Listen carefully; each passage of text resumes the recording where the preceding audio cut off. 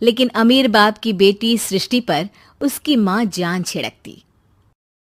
मेरी बेटी कितनी प्यारी है, भगवान सबको सृष्टि जैसी बेटी दे। सृष्टि धीरे धीरे बड़ी होती है।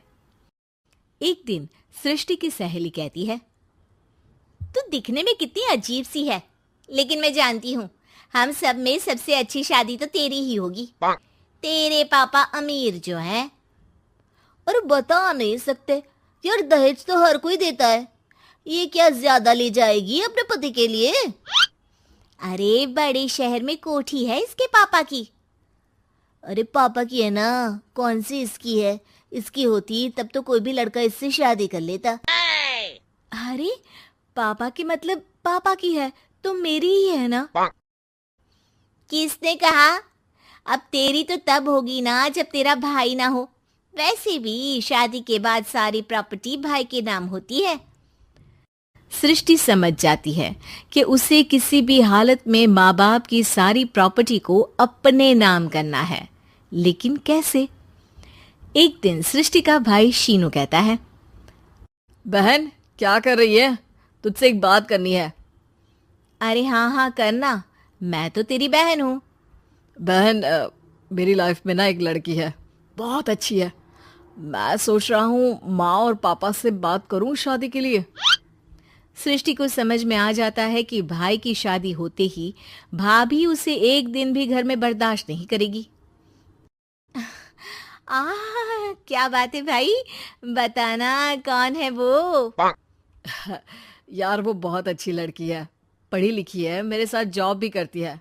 बस एक प्रॉब्लम है। हाँ प्रॉब्लम? क्या प्रॉब्लम है भाई? यार वो शादीशुदा है, लेकिन उसके पति ने उसे सिर्फ इसलिए छोड़ दिया क्योंकि उसके माँ बाप दहेज नहीं दे पाए। सृष्टि ये सुनकर न जाने क्यों खुश हो जाती है। अरे भाई तो क्या हुआ, लड़की तुझे तो पसंद है ना? शीनू को लगता है कि बहन उसे समझ रही है। वो इस बात से अनजान होता है कि उसकी बहन की मंशा पूरा घर हड़पने की है। सृष्टि अपनी माँ से कहती है, मम्मी मुझे तो बहुत चिंता है, पता है शीनू क्या कर रहा है? अरे क्या कर रहा है, वो तो काम पर जाता है और वापस घर आता है। नहीं ना माँ, वो यही तो नहीं कर रहा, बाकी सब कर रहा है। आपको पता है उससे प्यार है, और वो भी एक शादीशुदा लड़की से। हैं? ये क्या हो गया? मैं सोसाइटी में क्या मुंह दिखाऊंगी? अरे तेरे पापा तो यही कहेंगे कि मैंने ही उसे बिगाड़ दिया है। माँ देखो, मेरी बात मानो, पापा पर भी विश्वास करने की जरूरत नहीं है। अब आप ही बताओ, पापा इतनी देर घर के बाहर रहते हैं क्यों, बोलो? अरे बेटा वो तो नौकरी करते हैं ना।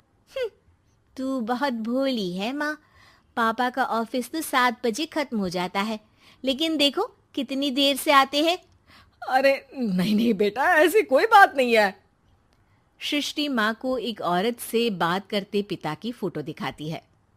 देखो माँ कैसे हैं पापा, मैं ना कहती थी कि पापा सही नहीं है। मैं तेरे पापा से बात करूंगी, दे फोटो मुझे। ओ माँ, वो तो डिलीट हो गई। लेकिन चल, तूने तो देख लिया ना, पापा से बाद में बात कर लेना, और हाँ मेरा नाम बिल्कुल मत लेना। हाँ माँ। अब क्या था, सृष्टि के माँ और पिता के बीच झगड़ा होना शुरू हो जाता है। सृष्टि के मन में क्या चल रहा था कोई नहीं जानता था। एक दिन, माँ सृष्टि के लिए एक लड़का देखा है, वो लोग शाम को उसे देखने आने वाले हैं।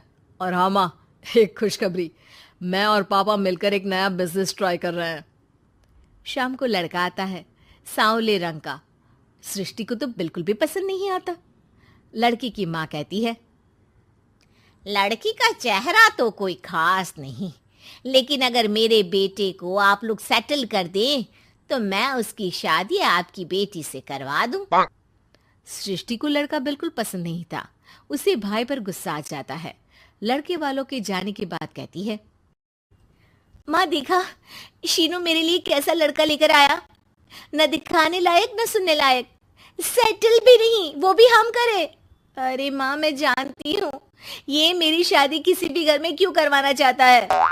अरे, कैसी बात कर रही है बहन? तूने तो देखा ना, लड़के को मैंने ही मना कर दिया तुझसे शादी के लिए।